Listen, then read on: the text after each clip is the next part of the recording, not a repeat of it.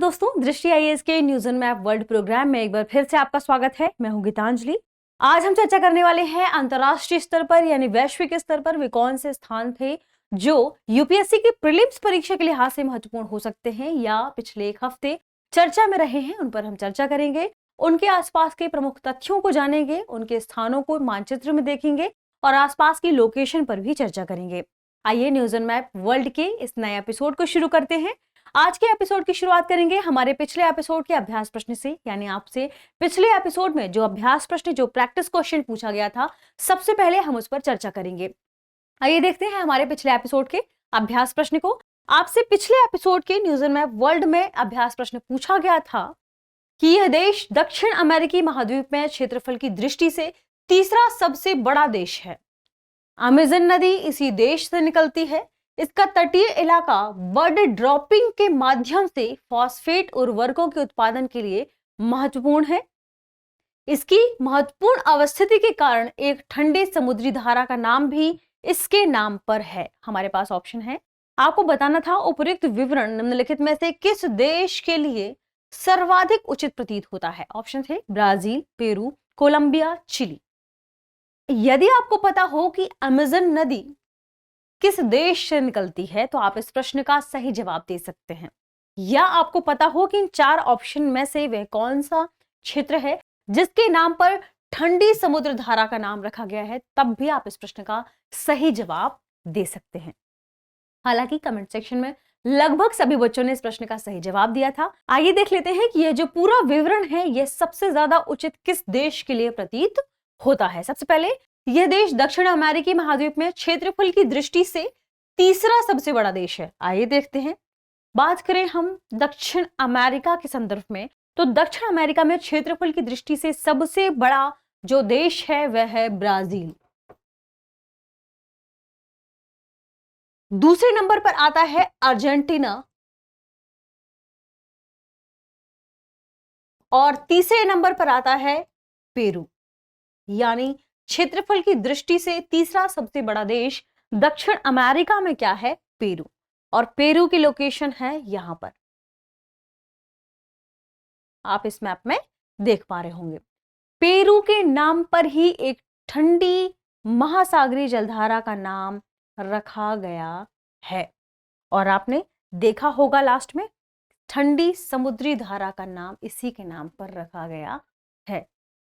दूसरा, इसका तटीय इलाका बर्ड ड्रॉपिंग के माध्यम से फॉस्फेट्स उर्वरक के उत्पादन के लिए महत्वपूर्ण है। बिल्कुल, क्योंकि जो पेरू है इसका यह तट, यहां पर लाखों की तादाद में बर्ड आते हैं और कुछ देर रुकते हैं। जब बर्ड यहां पर कुछ देर रुकते हैं तो उनकी बीट के इस्तेमाल से ही फॉस्फेट उर्वरक का निर्माण किया जाता है। भारी मात्रा में उसे इकट्ठा किया जाता है और फॉस्फेट उर्वरक का निर्माण किया जाता है। यानी यहां पर सबसे उपयुक्त विवरण किसके बारे में है? यहां पेरू के बारे में। तो पेरू, ऑप्शन बी इस प्रश्न का सबसे सटीक जवाब होगा, ऑप्शन बी। चलिए बढ़ते हैं और देखते हैं हमारे आज के सेशन की तरफ।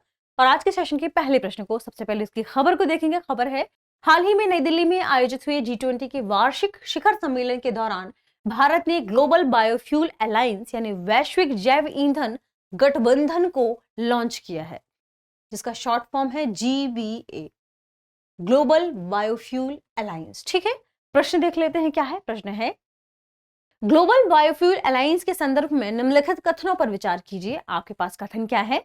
G20 के सभी सदस्य देश इसमें शामिल हैं। दूसरा, से कुल सदस्यों की संख्या 30 से ज्यादा है।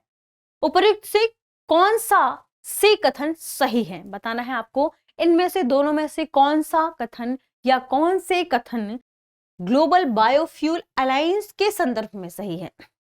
एक, केवल दो, एक और दो, दोनों, ना तो एक और ना ही दो। बात करें ग्लोबल बायोफ्यूल अलायंस की, तो यह इसकी घोषणा भारत की तरफ से की गई है। यानी भारत चाहता है कि हम हमारे पेट्रोलियम उत्पाद में इथेनॉल की जो प्रतिशत मात्रा है इसे लगातार बढ़ाएं, ताकि बेहतर तरीके से हम जो पर्यावरणीय संरक्षण की ओर कदम बढ़ा रहे हैं उसमें अच्छा कार्य कर पाए। इसी संदर्भ में यदि बात करें ग्लोबल बायोफ्यूल अलायंस के संदर्भ में कि इसमें कितने देश शामिल हैं, कौन कौन से देश शामिल हैं, तो G20 के जो सदस्य मेंबर हैं उनमें से 7 देश ग्लोबल बायोफ्यूल अलायंस में शामिल है। इसके अलावा जो नॉन G20 कंट्रीज हैं उनमें से 8 देश ग्लोबल बायोफ्यूल अलायंस में शामिल हैं। 12 इंटरनेशनल ऑर्गेनाइजेशंस इसमें शामिल की गई हैं। अब यदि हम बात करते हैं कि और कौन कौन से महत्वपूर्ण देश इसमें शामिल हैं, तो हम जानते हैं कि G20 के लिए हमने कुछ देशों को, कुछ संस्थाओं को इनवाइट भी किया था। तो इन इनवाइटीज में से भी 4 मेंबर इसमें शामिल हैं और आप देख सकते हैं कि यहीं पर इसकी जो काउंटिंग है वो 30+ हो जा रही है, यानी इसके कुल सदस्यों की संख्या 30 से ज्यादा है, यह कथन सही हो जाता है। अब आइए जानते हैं कि G20 के सभी सदस्य देश इसमें शामिल हैं कि नहीं और कौन से देश हैं जो इसमें शामिल हैं। इसे देखेंगे हम मैप के थ्रू। हमने चर्चा कर ही ली है कि G20 में से केवल 7 देश इसमें शामिल हैं। तो देखते हैं कौन कौन से देश हैं। यदि हम इस दिशा से यानी पूर्व से पश्चिम की ओर बढ़ें, चूंकि ये वर्ल्ड मैप है, बात करते हैं GBA के मेंबर के बारे में जो G20 में भी शामिल है। तो सबसे पहले इंडिया यानी भारत इसमें शामिल है। दूसरे नंबर पर है साउथ अफ्रीका, यह भी GBA में शामिल है। तीसरे नंबर पर है इटली, यह भी इसमें शामिल है। चौथे देश की बात करें तो आप आगे बढ़ते जाइएगा, ब्राजील इसमें शामिल हो जाता है। अर्जेंटीना इसमें शामिल है, 5 देश हो गए हैं। छठा है यूनाइटेड स्टेट ऑफ अमेरिका, यह भी इसमें शामिल है। और 7वां देश है कनाडा, यह भी GBA यानी ग्लोबल बायोफ्यूल अलायंस में शामिल है। तो G20 की ये 7 देश GBA में शामिल हैं। अब बात करते हैं उन क्षेत्र की या उन संस्थाओं की या उन देशों की जो G20 में इनवाइटीज के रूप में शामिल थे, जिन्हें इनविटेशन मिला था। तो उनमें से GBA में कौन से शामिल हैं यानी ग्लोबल बायोफ्यूल अलायंस में कौन कौन से देश शामिल हैं, तो इसे भी हम पूर्व से पश्चिम की ओर आगे बढ़ते हुए देखेंगे। पहले नंबर पर शामिल है इसमें सिंगापुर, जो कि GBA में शामिल है। दूसरे नंबर पर है बांग्लादेश, इनवाइटीज कंट्रीज में यह भी शामिल है और यह भी GBA में शामिल है। तीसरा है मॉरिशस, ठीक है। और चौथे नंबर पर है UAE, यानी इसकी लोकेशन है यहां। तो ये 4 इनवाइटीज मेंबर भी ग्लोबल बायोफ्यूल अलायंस में शामिल किए गए हैं, ठीक है, जिन्हें G20 में इनवाइटी के रूप में शामिल किया गया था। अब बात करते हैं और आगे बढ़ते हैं नॉन G20 कंट्रीज में शामिल वे देश जो GBA में शामिल हैं। तो इनमें शामिल है, हम इसमें भी पूर्व से पश्चिम की ओर आगे बढ़ेंगे वर्ल्ड मैप के सहारे ही। तो इसमें शामिल है श्रीलंका, जो कि नॉन G20 कंट्री में है। दूसरे नंबर पर है सेशल्स, यह भी इसमें शामिल है। तीसरा है केन्या और चौथा है युगांडा, ये देश इसमें शामिल है। 5वें नंबर पर आगे बढ़ते जाएंगे फिनलैंड।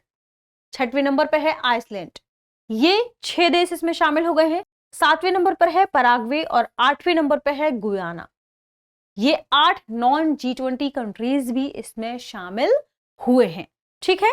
तो हमने देखा कि इनकी संख्या काफी ज्यादा है। बात करें उन 12 इंटरनेशनल ऑर्गेनाइजेशन की जो GBA के मेंबर हैं, तो आप इसका स्क्रीनशॉट ले सकते हैं। ये 12 मेंबर भी हैं इंटरनेशनल जो GBA में सदस्य हैं, जिसमें World Bank, Asian Development Bank, World Economic Forum, World LPG Organisation, United Nation Energy for All, UNIDO, Biofuture Platforms, International Civil Aviation Organisation, International Energy Agency, International Energy Forum, International Renewable Energy Agency और World Biogas Association. ये 12 members के अंतर्गत शामिल किए गए हैं। हमने देखा G20 के सभी सदस्य देश इसमें शामिल नहीं है, यानी पहला कथन गलत हो जाएगा। कौन सा कथन सही है? केवल 2। तो ऑप्शन बी इस प्रश्न का सही जवाब होगा। चलिए बढ़ते हैं और देखते हैं हमारे अगली खबर को और अगले प्रश्न को। अगली खबर है, हाल ही में G20 सम्मेलन के दौरान भारत मध्य पूर्व यूरोप आर्थिक गलियारा यानी India middle east Europe economic corridor के विकास के लिए समझौता ज्ञापन पर हस्ताक्षर हुए हैं। ये एक ऐसा कॉरिडोर है जो भारत को मिडिल ईस्ट से होते हुए यूरोप की कनेक्टिविटी प्रदान करेगा, जिसमें रेलवे मार्ग या स्थलीय मार्ग को शामिल किया गया है। प्रश्न है, प्रस्तावित IMEC यानी India middle east Europe economic corridor के स्थल मार्ग वाला हिस्सा निम्नलिखित में से किन देशों से गुजरेगा? ध्यान रखिएगा, स्थल मार्ग वाले हिस्से की बात की जा रही है, क्योंकि जो IMEC बनाया जा रहा है इसमें समुद्री मार्ग भी है और स्थलीय मार्ग भी है, ठीक है। और सवाल स्थलीय मार्ग के संदर्भ में है। हमारे पास ऑप्शन है इजराइल, जॉर्डन, सीरिया, ओमान, तुर्की, लेबनान, कतर, कुवैत। सही कूट का चुनाव करना है। 1, 2, 3, 5 और 6, 1, 2, 3, 4, 5 और 6 उपर्युक्त सभी। अब आप इनमें से आपको बताना है कि IMEC से गुजरने वाले स्थलीय मार्ग में शामिल है। इस प्रश्न के सही जवाब की बात करें तो इसमें शामिल हो जाएंगे वे देश जो जहां से स्थलीय सीमा गुजरेगी या स्थलीय मार्ग होकर गुजरेगा। आइए बात करते हैं IMEC के बारे में। ये है IMEC से वाला मैप जहां से ये क्षेत्र या रोड गुजरेगी। बात करें भारत के संदर्भ में तो यह भारत से मिडिल ईस्ट को कनेक्ट करेगा समुद्री मार्ग के द्वारा। फिर मिडिल ईस्ट के बाद यह पूरे मिडिल ईस्ट में एक रेलवे मार्ग का निर्माण करेगा और फिर बाद में यह फिर यूरोप से समुद्री मार्ग के द्वारा कनेक्टिविटी प्रदान करेगा। तो भारत से मिडिल ईस्ट में जो कनेक्टिविटी हो रही है इसे ईस्ट कॉरिडोर के रूप में जाना जाएगा और जो मिडिल ईस्ट से यूरोप के लिए कनेक्टिविटी स्थापित हो रही है उसे नॉर्दर्न कॉरिडोर के रूप में जाना जाएगा। ठीक है, तो आप देख पा रहे होंगे जहां रेलवे मार्ग है या स्थलीय मार्ग है वह रीजन यह है। अब इस क्षेत्र में भी किन किन देशों से, तो इसमें मुख्यतः 4 क्षेत्र शामिल हैं, जॉर्डन, इजराइल, सऊदी अरेबिया और UAE। ये 4 रीजन शामिल हैं। यानी इसमें हमारे ऑप्शन के मुताबिक यदि हम देखें तो स्थलीय मार्ग में इजराइल और जॉर्डन आ जाते हैं, ना ओमान आएगा, ना लेबनान, ना कुवैत, ना सीरिया, ना तुर्की और ना ही कतर। तो सही आंसर क्या होगा? ऑप्शन ए, 1 और 2। आइए हम देखते हैं कि ये क्षेत्र इसमें शामिल क्यों नहीं किए गए हैं। तो देखा तुर्की वाला हिस्सा दूर हो जाता है, इसलिए आपने देखा छोटा सा यह कतर है, यह भी इसमें शामिल नहीं हो क्योंकि रेलवे मार्ग ऐसे होकर गुजरेगा। ठीक है, और यदि हम बात करें कुवैत के संदर्भ में तो इसमें कुवैत भी शामिल नहीं होगा, ये दूर हो जाएगा। यदि सीरिया की बात करते हैं तो यहाँ पर सीरिया आएगा जो कि रेलवे मार्ग से दूर है, यानी ये स्थलीय सीमा में या स्थलीय क्षेत्र में शामिल देशों में शामिल नहीं होंगे। तो जॉर्डन और इजराइल ही होगा, ऑप्शन ए। चलिए आगे बढ़ते हैं और देखते हैं अगली खबर को। अगली खबर है, हाल ही में G20 के 18वें वार्षिक शिखर सम्मेलन के दौरान अफ्रीकी संघ यानी अफ्रीकन यूनियन को औपचारिक रूप से इसकी स्थायी सदस्यता मिल गई है, यानी यह G20 का मेंबर बन गया है। प्रश्न है, निम्नलिखित युग्मों पर विचार कीजिए। भू आकृतियों के नाम और अवस्थिति आपको दी हुई है। आपको बताना है कि इनमें से कितने सुमेलन सही हैं। अब आपको भू आकृतियों और अवस्थिति के नाम पता कर लेते हैं क्या क्या है। कटंगा का पठार Angola, Okavango swamps Botswana, Nubian मरुस्थल सूडान, एडमावा हाईलैंड्स कैमरून। अब बताइए केवल एक युग में सुमेलित है, केवल 2 युग में सुमेलन है, या केवल 3 युग में सुमेलित है, या सभी 4 युग में सुमेलित है। सबसे पहले देखते हैं इन भौगोलिक या भू आकृतियों की लोकेशन को और देखेंगे क्या वाकई ये इन लोकेशन में स्थित है। सबसे पहले देखेंगे कटंगा के पठार को कि यह कहां पर है। दरअसल जिनके बारे में हम चर्चा कर रहे हैं ये अफ्रीका में स्थित क्षेत्र हैं, इसलिए हमें अफ्रीका का भौगोलिक और पॉलिटिकल दोनों मैप देखना होगा। बात करें कटंगा के पठार के संदर्भ में तो आप देखिए यह अफ्रीका के जो सहारन रेगिस्तान वाला क्षेत्र है उसके नीचे वाले क्षेत्र में स्थित है। और थोड़ा और आगे बढ़ेंगे तो यहां आएगा कटंगा का पठार या कटंगा प्लेट्यू, जिसे हम पॉलिटिकल मैप में देखेंगे तो ये कहां पर स्थित है? अंगोला में, यानी हमारा पहला सुमेलन हो जाएगा सही। दूसरा है ओकावांगो स्वैम्स। दरअसल स्वैम्स के बारे में ध्यान रखिएगा, कई अलग अलग शब्दों से यूपीएससी ऐसे प्रश्नों को फ्रेम करती है। ओकावांगो स्वैम्स की बात करें तो सबसे पहले देखेंगे हम किसमें, इसे फिजिकल मैप में। तो अफ्रीका के फिजिकल मैप में ओकावांगो स्वैम्प उससे भी थोड़ा नीचे है, यानी कटंगा के पठार से और नीचे आप आएंगे तो आपको मिलेगा ओकावांगो स्वैम्प। और यहाँ पर एक महत्वपूर्ण लेक है जिसका नाम है लेक गामी। ठीक है, ओकावांगो स्वैम्प को देखेंगे पॉलिटिकल मैप में कि कहां पर है, तो यह पॉलिटिकल मैप में बोत्सवाना वाले हिस्से में आता है। थोड़ा सा नामीबिया वाला हिस्सा भी इसमें आ जाएगा, लेकिन बोत्सवाना इसका मुख्यतः स्थान होगा।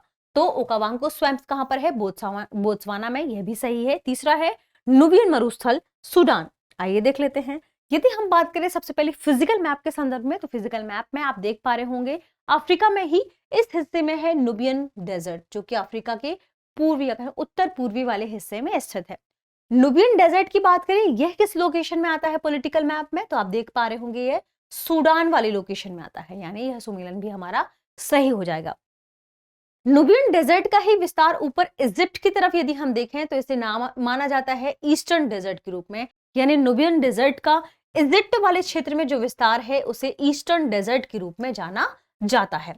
तो यहाँ पर नुबियन डेजर्ट देखिए हमने कहां पर है? सूडान में। चौथा है एडमावा हाईलैंड। आइए देख लेते हैं यह कहां पर है।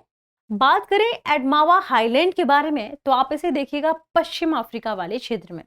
तो पश्चिम अफ्रीका वाले क्षेत्र की ओर आप जैसे बढ़ेंगे मिडिल से वहीं पर आ जाता है एडामावा माउंटेन्स और उसके पास ही है एडामावा हाईलैंड। ध्यान रखिएगा, हाईलैंड के लिए यूपीएससी ने कई बार प्लेटू शब्द का इस्तेमाल किया है, पठार शब्द का भी इस्तेमाल किया है। ठीक है, तो यदि हम बात करें एडामावा हाईलैंड के बारे में, तो आप इसे पॉलिटिकल मैप में देखिए, यह क्षेत्र आता है कैमरून के आसपास वाला हिस्सा, कैमरून, और थोड़ा सा इसमें आप नाइजीरिया ऐड कर सकते हैं, लेकिन मुख्यतः कैमरून वाला हिस्सा है। इसलिए इस सुमेलन में देखिए क्या कैमरून है, बिल्कुल सही, यानी चारों सुमेलन बिल्कुल सही हैं। तो इस प्रश्न का सही जवाब क्या होगा, ऑप्शन डी, सभी 4। आइए आगे बढ़ती हैं और देखते हैं अगली खबर को, उस पर आधारित प्रश्न को। खबर है, हाल ही में मोरक्को में 6.8 तीव्रता का भूकंप आया है, जिसका अधिकेंद्र मराकेश के निकट बताया जा रहा है। यानी मोरक्को के इस क्षेत्र में, किस वाले क्षेत्र में, मराकेश वाले क्षेत्र में इसका जो अधिकेंद्र है, जो बिंदु है, वह बताया जा रहा है। सबसे पहले लोकेशन महत्वपूर्ण हो जाती है मोरक्को की और मराकेश वाले क्षेत्र की। देखते हैं प्रश्न क्या है। प्रश्न है, निम्नलिखित कथनों पर विचार कीजिए। कथन क्या है, मोरक्को भूमध्य सागर के तट पर स्थित है और दूसरा, एटलस पर्वतमाला का विस्तार मोरक्को में भी है। उपर्युक्त में से कौन सा से कथन सही है और है? केवल एक, केवल दो, एक और दो दोनों, ना तो एक और ना ही दो। यहां पर ध्यान रखिएगा, थोड़ा सा आवाज में दिक्कत है या तबियत ठीक ना होने की वजह से, तो हो सकता है कि आपको आवाज ठीक से सुनाई ना दे, तो आप थोड़ा सा इसे इग्नोर करते चलिएगा। वैसे कोशिश पूरी की जा रही है कि आपको आवाज ठीक आए। अब बात करें मोरक्को के बारे में, कि मोरक्को के इस प्रश्न को हल करने के लिए जरूरी है कि हमें मोरक्को की लोकेशन पता होनी चाहिए। तो आइए देखते हैं सबसे पहले कि मोरक्को की लोकेशन क्या है। क्या वाकई वह भूमध्य सागर के साथ अपनी तट रेखा साझा करता है?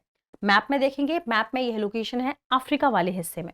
तो अफ्रीका के सबसे उत्तरी और थोड़ी से पश्चिमी हिस्से में स्थित है मोरक्को।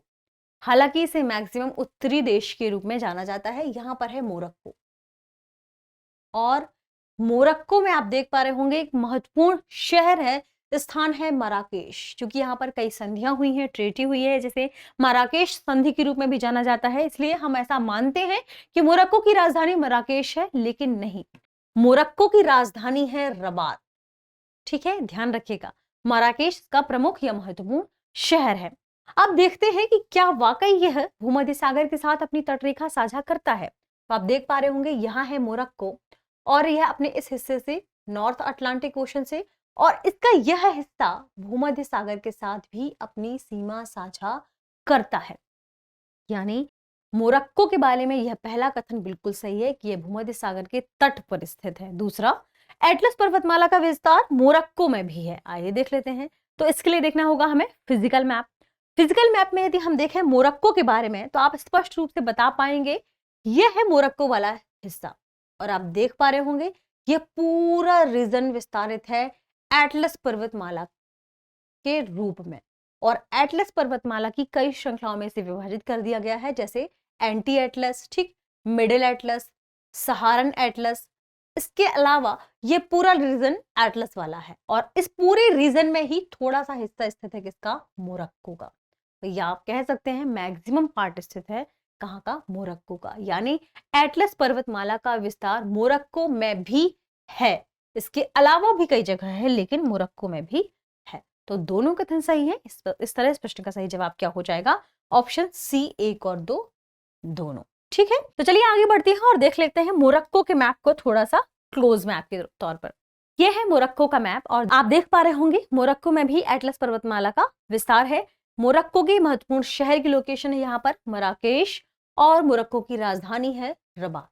ठीक है, चलिए आगे बढ़ते हैं और देखते हैं अगली खबर को। अगली खबर है, हाल ही में भारत सरकार ने पूर्वी तिमोर या कहें ईस्ट तिमोर में अपनी इसकी जो राजधानी है दिल्ली, इसमें अपना दूतावास खोलने की घोषणा की है। यानी अब हम ईस्ट तिमोर की राजधानी दिल्ली में अपना दूतावास खोलेंगे, यह घोषणा की है भारत सरकार ने। देखते हैं प्रश्न क्या है। प्रश्न है, पूर्वी तिमोर के संदर्भ में निम्नलिखित कथनों पर विचार कीजिए। पहला कथन है, यह देश इंडोनेशियाई द्वीप समूह के बीच स्थित है। दूसरा, यह एक द्वीपीय देश है जिसकी स्थलीय सीमा किसी अन्य देश के साथ नहीं लगती है। और तीसरा है, पूर्वी तिमोर आसियान समूह का सदस्य देश है। उपर्युक्त में से कौन सा से कथन सही है? केवल एक, केवल दो, एक और दो दोनों, ना तो एक और ना ही दो। यह सवाल फ्रेम किया गया है पूर्वी तिमोर के संदर्भ में। आइए देखते हैं सबसे पहले कि पूर्वी तिमोर की लोकेशन कहां पर है, और फिर आप लोकेशन के आधार पर इन कथनों को पढ़कर बता सकेंगे, लोकेशन देखकर बता पाएंगे कि कौन से कथन इसके बारे में सही है। सबसे पहले देखते हैं पूर्वी तिमोर के लोकेशन। ये देखिए, पूर्वी तिमोर कहां पर है इस पूरे मैप में? यह है साउथ ईस्ट एशिया का मैप, जिसमें पूर्वी तिमोर है यहां पर।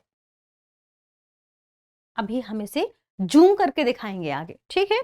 और बात करें, चूंकि पहला कथन क्या कहा गया है, यह देश इंडोनेशियाई द्वीप समूह के बीच स्थित है, तो आप इस मैप में देख पा रहे होंगे यह है इंडोनेशियाई द्वीप समूह, ठीक। और यह इंडोनेशियाई द्वीप समूह के बीच स्थित है, यानी इनके मध्य स्थित है, आप ये कह सकते हैं। ये नहीं पूछा जा रहा मिडिल, ये कह रहा है कि इन द्वीपों के मध्य, इन द्वीपों के आसपास स्थित है, इनसे दूर नहीं है। तो बिल्कुल सही बात है, यह इंडोनेशियाई द्वीप समूहों के मध्य में स्थित है, यहां पर है ईस्ट तिमोर, और इसकी राजधानी है दिल्ली। तो यहां पहला कथन हो जाएगा सही। देखते हैं तीसरे कथन पर क्या लिखा है। पूर्वी तिमोर आसियान समूह का सदस्य देश है। इसके लिए जरूरी है देखना सबसे पहले आसियान कंट्रीज कहां पर है। तो देखिए यही मैप है साउथ ईस्ट एशिया का, जिनमें आसियान कंट्रीज की बात करें या आसियान देशों की बात करें तो इसमें शामिल है फिलीपींस, ठीक है, Brunei, Indonesia, Singapore, Malaysia, Colombia, Vietnam, Thailand, Laos और म्यांमार। ये वे देश हैं जो आसियान देश हैं। और आप इन पूरे नाम में, इस मैप में आपने कहीं नहीं सुना क्या ईस्ट तिमोर, यानी ईस्ट तिमोर आसियान देशों में शामिल नहीं है, तो यह कथन हो जाएगा गलत। अब देखते हैं कि यह वाकई क्या एक द्वीपीय देश है जिसकी स्थलीय सीमा किसी अन्य देश के साथ नहीं लगती।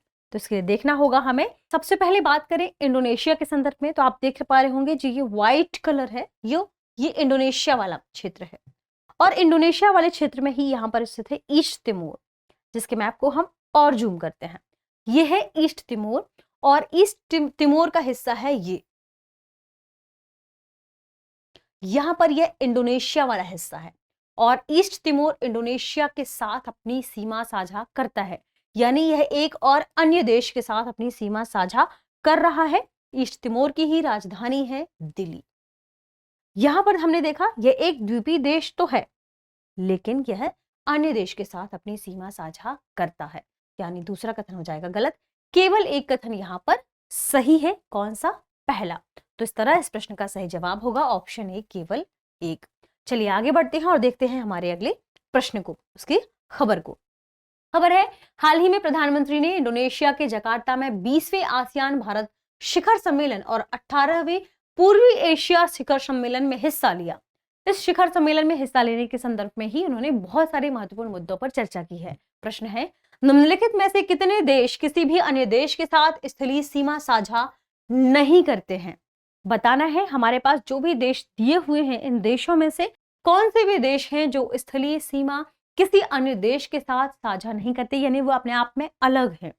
देखते हैं, हमारे पास ऑप्शन है Philippines, Singapore, Indonesia, Papua New Guinea, Australia, Brunei. उपरोक्त में से कौन सा से कथन सही है? केवल 2 देश, केवल 3 देश, केवल 4 देश, केवल 5 देश। अब बात करें इन देशों की स्थिति के संदर्भ में, तो सबसे पहले देख लेते हैं हम इनका मैप। इनमें कौन कौन से देश शामिल हैं? Philippines, Singapore, Indonesia, Papua New Guinea, Australia, Brunei. इसके लिए हम एक मैप देखते हैं। ये मैप इन सभी लोकेशन के बारे में आपको दिखा देगा। आप देख पा रहे होंगे यहां पर है ऑस्ट्रेलिया, और ऑस्ट्रेलिया का पूरा क्षेत्र इसके छोटे छोटे द्वीपों के साथ यह एकदम अलग है, ये किसी भी देश के साथ अपनी सीमा साझा नहीं करता। बात करें दूसरे क्षेत्र की, तो यह है पापुआ न्यू गिनी, और आप देख पा रहे होंगे पापुआ न्यू गिनी एक अन्य देश, किसका देश है? यह इंडोनेशिया, या इंडोनेशिया का द्वीप, इसके साथ यह सीमा साझा करता है। तो पापुआ न्यू गिनी उन देशों में शामिल हो जाएगा जो सीमा साझा करता है, और ऑस्ट्रेलिया उन देशों में शामिल हो जाएगा जो सीमा साझा नहीं करता। इंडोनेशिया के लिए हमने अभी देख लिया, ये पापुआ न्यू गिनी के साथ अपनी सीमा साझा करता है। इसके अलावा ये यहाँ ईस्ट तिमोर के साथ भी अपनी सीमा साझा कर रहा है। आगे बढ़ेंगे तो हमने देखा ब्रूनेई भी हमने देखा कि यह इसके साथ सीमा साझा करता है, और यह मलेशिया के साथ भी अपनी सीमा साझा करता है। तो ब्रूनेई हट जाएगा, क्योंकि ब्रूनेई के बारे में एक बात साफ तौर पर याद रखिए कि ब्रूनेई मलेशिया के साथ अपनी सीमा साझा करता है। ठीक, आगे बढ़ेंगे और देखेंगे फिलीपींस को। तो फिलीपींस वह देश है जो किसी भी अन्य देश के साथ सीमा साझा नहीं करता है। तो यहां पर फिलीपींस मिल जाएगा। अब देखते हैं सिंगापुर को। यह है सिंगापुर। दरअसल सिंगापुर भी वह द्वीपीय देश है या देश है जो अलग है एकदम।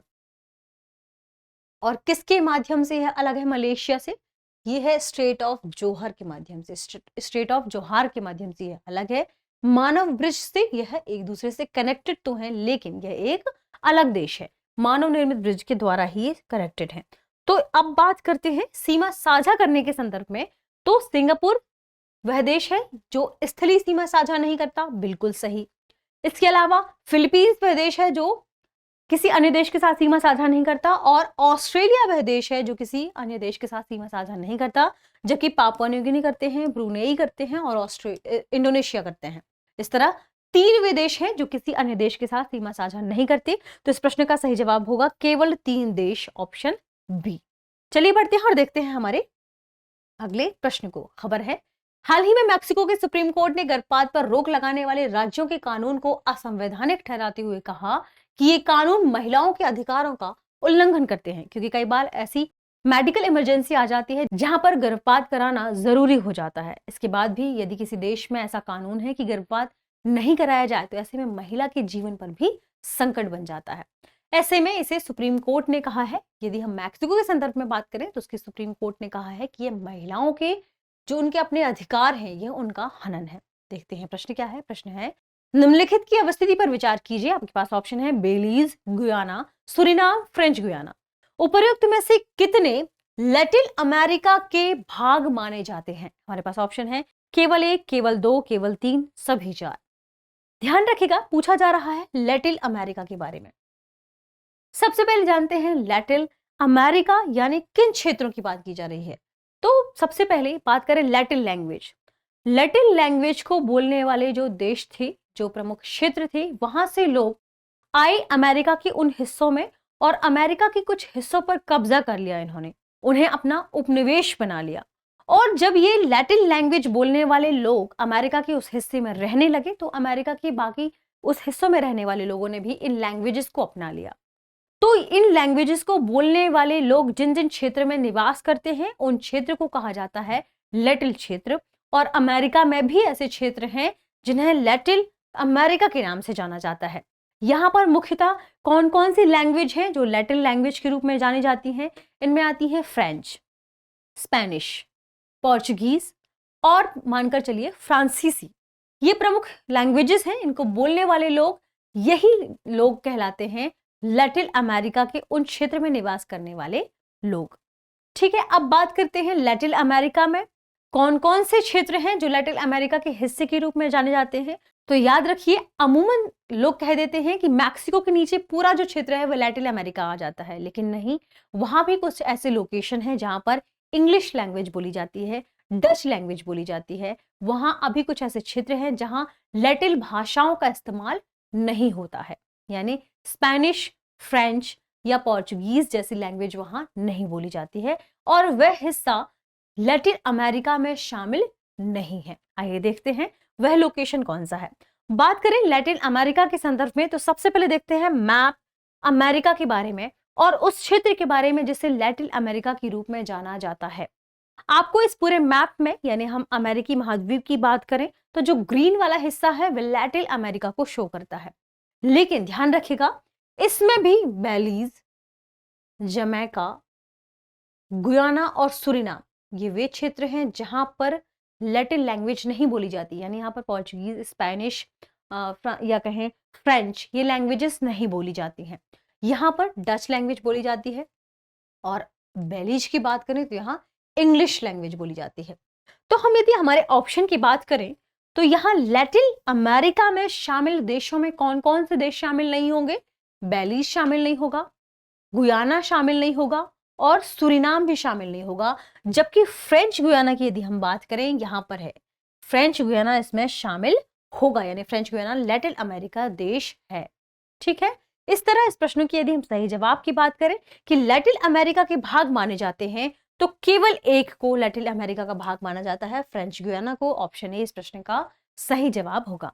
चलिए बढ़ते हैं और देखते हैं हमारी अगली खबर को, अगले प्रश्न को। खबर है, हाल ही में क्यूबा के विदेश मंत्रालय ने कहा है कि उसने एक मानव तस्करी गिरोह का पता लगाया है जिसका उद्देश्य रूस यूक्रेन युद्ध में रूस की मदद के लिए क्यूबा के लोगों को भर्ती करना है। यानी यहां क्यूबा ने खास तौर पर क्या कहा कि उन्होंने एक मानव तस्करी गिरोह का पता लगाया है। और किसके संदर्भ में कहा उन्होंने? कि रूस के संदर्भ में। यानी वे चाह रहे हैं कि मानव तस्करी का उपयोग करके लोगों को क्यूबा से ले जाया जाए रूस की तरफ से इस पूरे युद्ध में शामिल होने के लिए। देखते हैं प्रश्न क्या है। प्रश्न है, निम्नलिखित में से कौन सा शहर भूमध्य रेखा के सर्वाधिक निकट स्थित है? ध्यान रखिएगा, शहर के बारे में पूछा जा रहा है। हमारे पास ऑप्शन है मियामी, किंगस्टन, हवाना, मराकैबो। आपको पता होना चाहिए शहरों की लोकेशन के संदर्भ में भी, ताकि आप बता पाए कि सबसे नजदीक कौन सा शहर है जो इक्वेटर के पास स्थित है, या वे कौन सा शहर है जो इक्वेटर के सबसे नजदीक स्थित है। अब बात करें हम इक्वेटर के बारे में, तो आइए देख लेते हैं चारों शहरों की लोकेशन और इक्वेटर कहां पर है। यह है मैप किसके संदर्भ में? पूरे अमेरिकी महाद्वीप के संदर्भ में, जिसमें इक्वेटर होकर गुजरती है। यहां से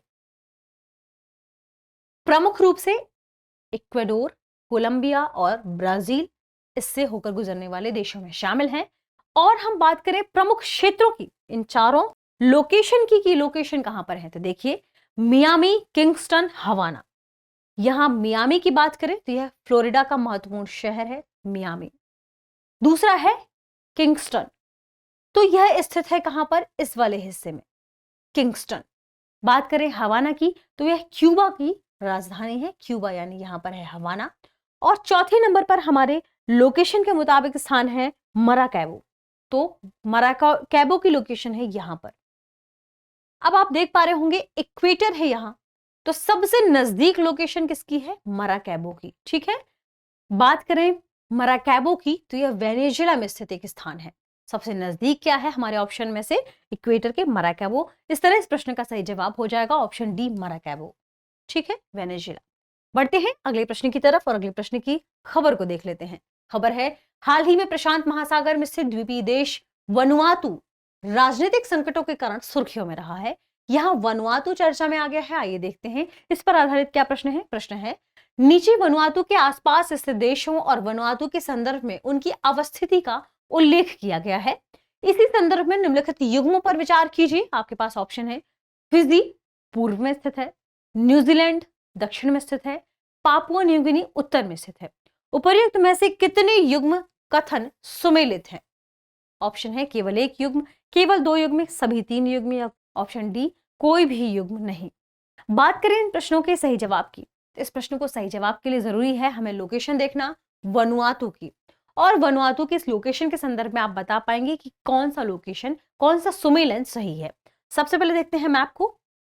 यह है मैप, आप देख पा रहे होंगे यह ऑस्ट्रेलिया के पूर्वी हिस्से में स्थित कुछ खास द्वीपों के संदर्भ में मैप है, जिसमें वनुआतू की लोकेशन है यह। ठीक, और आप मैप में देख पा रहे होंगे वनुआतू के पूर्व में है फिजी, ठीक, इसके दक्षिण में है न्यूजीलैंड। आपने देखा, इसके पूर्व में फिजी, सही बात है। इसके दक्षिण में है न्यूजीलैंड, यह भी सही सुमेलन है। पापुआ न्यू गिनी उत्तर, आइए देख लेते हैं पापुआ न्यू गिनी की लोकेशन को। तो वनुआतू के उत्तर में देखिए पापुआ न्यू गिनी नहीं है, यह इसके उत्तर पश्चिम में है, और मैक्सिमम तौर पर आप कह सकते हैं थोड़ा सा पश्चिमी हिस्सा इसका ज्यादा है। तो पापुआ न्यू गिनी वनुआतू के उत्तर में स्थित नहीं है। दो सुमेलन सही है, इस तरह इस प्रश्न का सही जवाब होगा ऑप्शन बी, केवल दो युग्म सही है। चलिए आगे बढ़ते हैं और देखते हैं अगले प्रश्न को और अगले प्रश्न की खबर को। खबर है, हाल ही में केंद्रीय पर्यावरण, वन और जलवायु परिवर्तन मंत्री ने रसायन और धारणीयता पर दूसरे बर्लिन फोरम यानी मानव स्वास्थ्य और पर्यावरण पर उच्च स्तरीय संवाद में भाग लिया। प्रश्न है, निम्नलिखित को पश्चिम से पूर्व की ओर व्यवस्थित कीजिए। पश्चिम से पूर्व की ओर आपके पास ऑप्शन है बर्लिन, डबलिन, वार्सा, मिन्स्क। सही कूट का चुनाव करिए। देखिए, आपको चूंकि पश्चिम से पूर्व दिशा की ओर इनका सही सुमेलन बताना है या सही क्रम बताना है, तो आइए देख लेते हैं सबसे पहले इन क्षेत्रों की लोकेशन को कि ये कहां पर है। बर्लिन, डबलिन, वार्सा और मिन्स्क, ये है उस क्षेत्र का मैप जहां पर ये चारों शहर अवस्थित हैं, यानी यूरोप का। तो यूरोप के मैप में आप देखिए चूंकि हमें पश्चिम से पूर्व की ओर आगे बढ़ना है, तो पश्चिम से पूर्व की ओर आगे बढ़ने में पहले नंबर पर आता है डबलिन, जो कि आयरलैंड की राजधानी है। आगे बढ़ेंगे, दूसरा देश होगा जर्मनी, जिसकी राजधानी है बर्लिन। ठीक है। तीसरा है पोलैंड, जिसकी राजधानी है वॉर्सा। और चौथे नंबर पर है बेलारूस, जिसकी राजधानी है मिन्स्क।